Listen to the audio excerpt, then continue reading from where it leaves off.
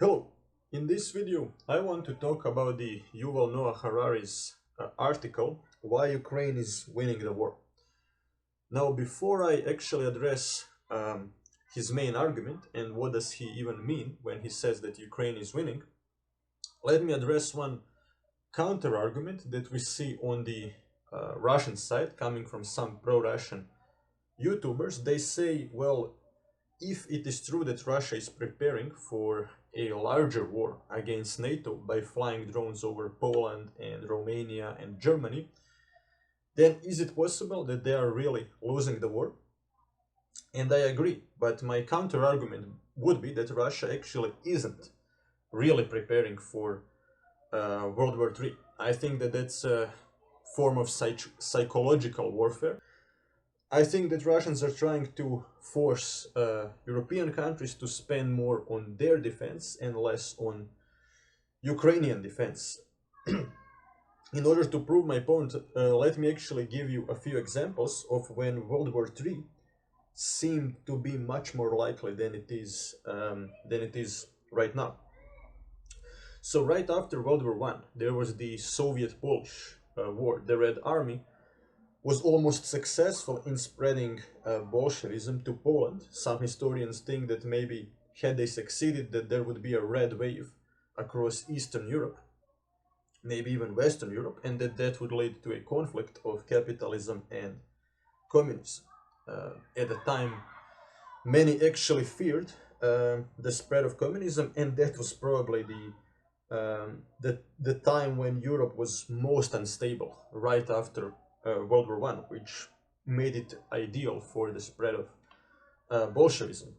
Then we had, in the year 1960, the U-2 incident. Americans decided to fly a plane over Russia from Pakistan in order to observe how many nukes do the Soviets have in Central Asia. Americans at the time were acting a bit recklessly, a bit like Putin's Russia today, and that incident actually led to Khrushchev taking a more aggressive stance on the US, which led to the Cuban Missile Crisis. Then we have the Korean War, the war that is not so often talked about, that killed around 5 million people. We had American and Chinese troops literally shooting at each other in that war, so I would argue that World War III was much more probable at that time. And we actually have a long history of countries believing that their enemy is much more dangerous and worse than they are. For example, Stalin actually believed after World War II that the Western allies are hiding Hitler and that they might return Hitler to West Germany and give him aid and weapons in order to help him to launch another war on the Soviet Union. Then during the blockade of Berlin, we have American generals fearing the Red Dawn type scenario.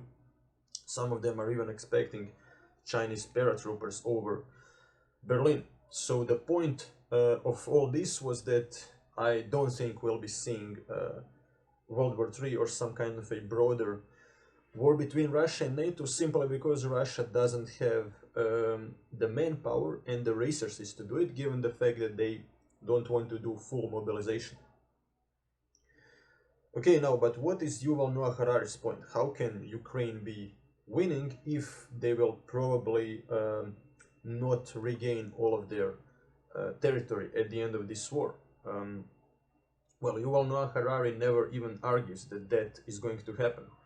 So let us just look at the Winter War. Most people refer to it as a Finnish victory. Technically speaking, it was a defeat. Finland ended up losing some territory. But when you take into account how the war looked in the beginning, what were the chances of Finland actually preserving their freedom, then it actually becomes clear to us that the Soviets at the time won a Pyrrhical victory. So why was what Finland achieved so amazing? So just to put it into perspective, what Finland did is even more remarkable than what we see in Ukraine today. We are talking about a country of 4 million people going to war with a country of 200 million people, the Soviet Union. At the time, the Soviets had around 5,000 tanks, and Finland, the entire nation of Finland, had 32 tanks, according to Jared Diamond, a respectable historian. So the Finns then had to innovate. They came up with the Molotov cocktail. They called it like that in order to ridicule Molotov's claim that the Soviets are sending humanitarian aid to the Finns. So the Finns said, okay, then we'll return that humanitarian aid to you. So yeah, a nation with pretty much no tanks managed to destroy quite a lot of Russian tanks. They end up killing around 400,000 Russians and losing only around 100,000 of their own.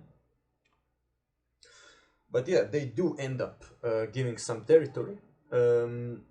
Also, the Red Army had a strong air force. Finland had practically no air force at the time, which is why it is so remarkable that they ended up losing only 10% of their territory. And we do know from archival data that Stalin was actually planning on installing a puppet regime at the beginning of the war, but then later he realized that that is simply too costly and that he will soon be engaged in another war with Hitler. Now, one could say that Stalin wasn't really obsessed with Finland in the same way in which Putin is obsessed with Ukraine, and I would agree, but Ukraine has more advantages than Finland. Some of those advantages are, first of all, Ukraine just has way more people than Finland. Then also Russia was actually, interestingly, unable to achieve air superiority. Yuval Noah Harari makes that point. And Ukraine also, a country that practically has no navy, or it has a very weak navy, was able to destroy 40% of the Russian Black Sea fleet with drones. And one can compare what the Finns were able to achieve with Molotov cocktails with what Ukrainians were able to achieve with drones. They were also able to create a fuel shortage in certain regions of Russia, which is kind of crazy. Russia is one of the countries with most oil in the world. And Western sanctions, in one aspect at least, are also effective.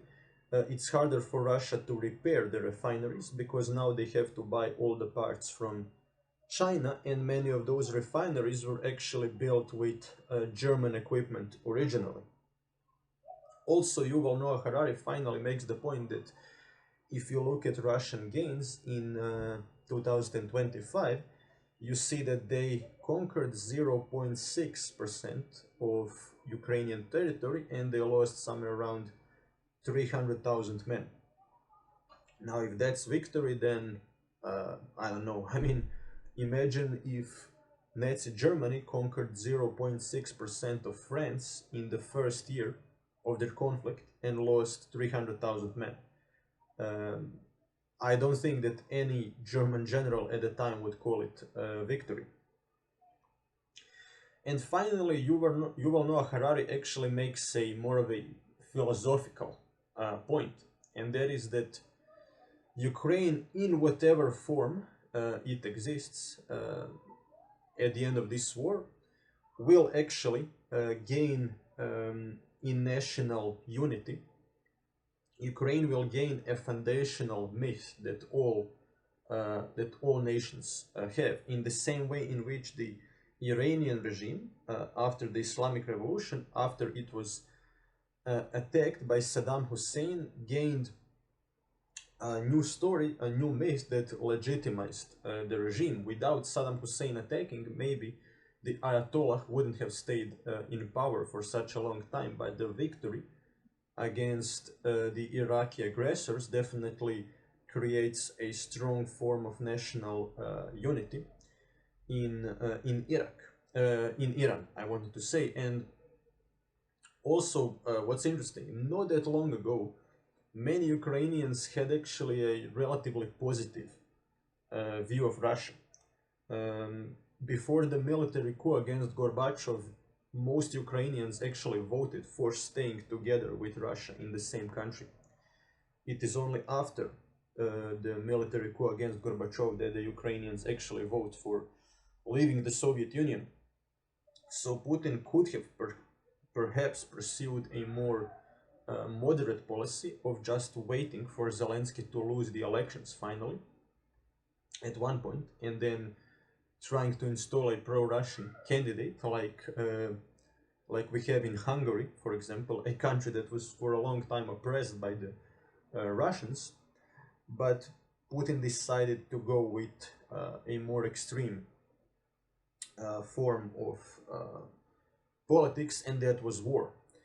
And here I agree with Yuval Noah Harari that this war will definitely strengthen Ukrainian unity and give them the foundational myth that this new Ukrainian state can now have, and use it in order to strengthen its legitimacy. Okay, if you like this video, don't forget to like, share, and subscribe.